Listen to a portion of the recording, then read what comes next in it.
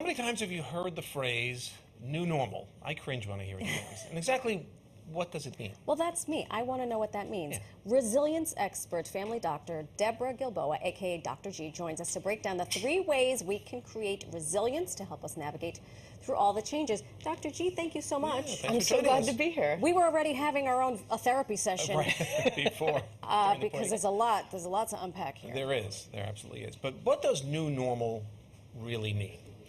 New normal is how our brains try to figure out where should my baseline be? What should I, given now if I'm going to watch the news or hear about something from my family or try to make a change in my life, how am I supposed to feel? And that's actually one of the reasons that we don't have to worry about what new normal means as a society. We just have to figure out what we want it to be for ourselves. Right. If the pandemic taught us as a group anything, it's that a lot of the things we thought were just have-tos and built in concrete, we're actually kind of built on sand. We get to design the communication with our family we want, what quality time actually means. We used to think, well, you can't have quality time over some sort of video chat. Well, we learned that you have to sometimes. It just felt that term new normal was almost used as, well, it'll never be the same, as if it's going to be worse. It may never be what it was, but why does it have to be conceived as being worse or perceived as being worse? Yeah, it's totally true. So in my work on resilience, I ask people a lot, what does resilience mean to you?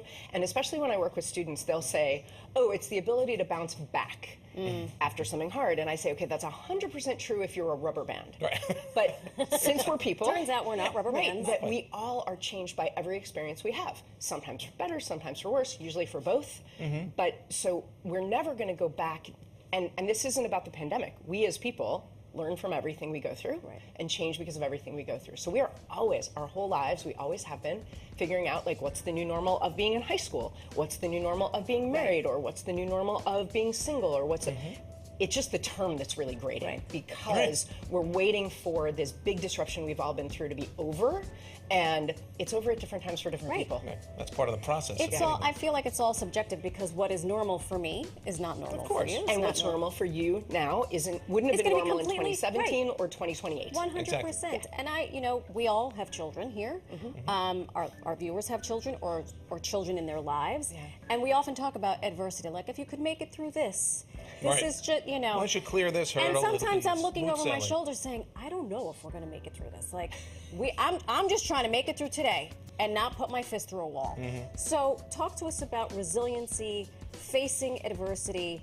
You say don't trust your gut? So I know that Which is sounds the strange. antithesis of what we're told. of what so many trust people your tell us. instincts. What does your gut tell you? Here's the problem with our gut. Our gut isn't our gut. It's actually our brain. And our brain has this reflex reaction to all change, not just bad stuff, good stuff too. So you've been waiting to adopt a child, and you find out that you're going to get a child. That is this amazing change that you worked really hard for, waited for, still stressful. Something bad, like a new COVID variant, that's stressful. Something neutral, like you go to text someone and your phone says, oh, I'm updating my operating system. And you're like, every change, because our brain's job is to keep us alive, and good news, we're all currently alive.